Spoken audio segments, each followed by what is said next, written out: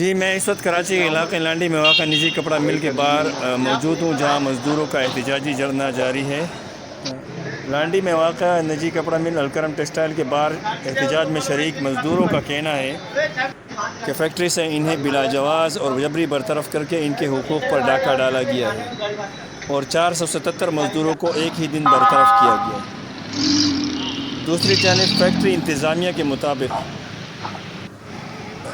बरतरफ किए गए मज़दूरों की तादाद 417 है और इनमें से एक मज़दूर के पास गैर अखलाक़ी नशाई मवाद बरामद होने पर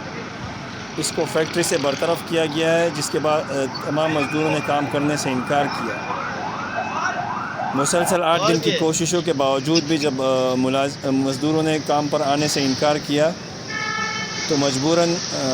417 मज़दूरों को बरतरफ किया गया है और फैक्ट्री इंतज़ामिया के कहना है कि इन्हीं बरतरफ मज़दूरों में से 150 मज़दूरों की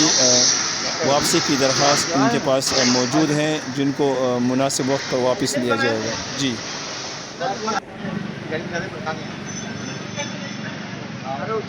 को पकड़ के अंदर लेके चले जाओ।